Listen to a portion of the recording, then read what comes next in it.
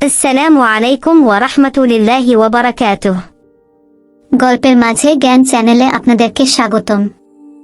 একটি বিশেষ অনুরোধ, আমাদের গল্পের মাঝে জ্ঞান চ্যানেলে নতুন হয়ে থাকলে দয়া করে সাবস্ক্রাইব করুন। আপনাদের সহযোগিতা ও ভালোবাসা আমাদের একান্ত কাম্য। ধন্যবাদ।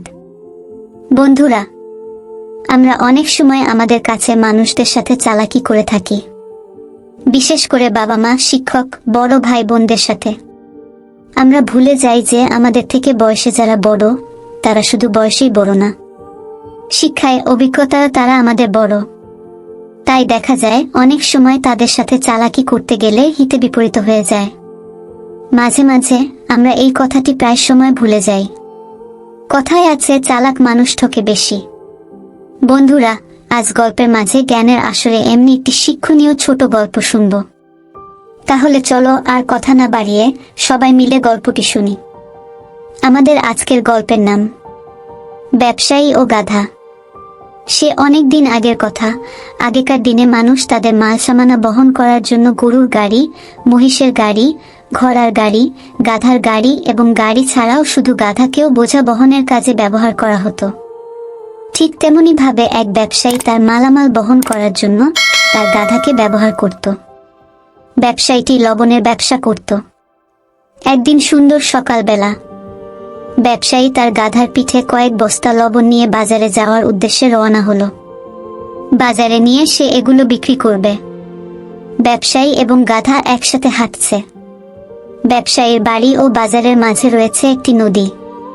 কিছু দূর গিয়ে নদী চলে এলো। নদীটি পার হয়ে বাজারে যেতে হবে।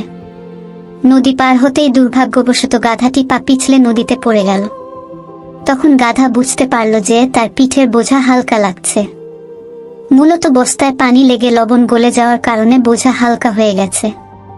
ব্যবসায়ী আর কোনো উপায় না দেখে সে বাড়ি ফিরে এলো এবং গাধার পিঠে আরো কয়েক বস্তা লবণ নিয়ে পুনরায় বাজারের পথে রওনা হলো।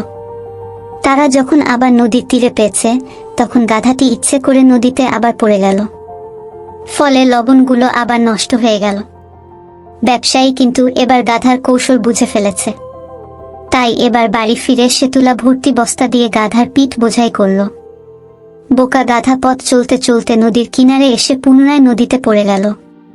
কিন্তু হায়, একই অবস্থা।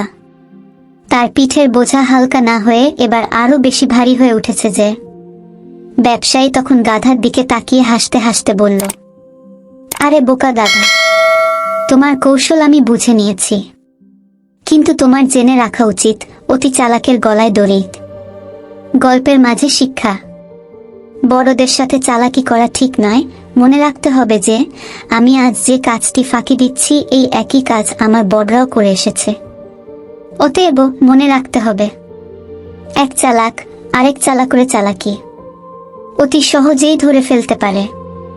তাই কাজে ফাঁকি না দিয়ে মন দিয়ে কাজ করতে হবে।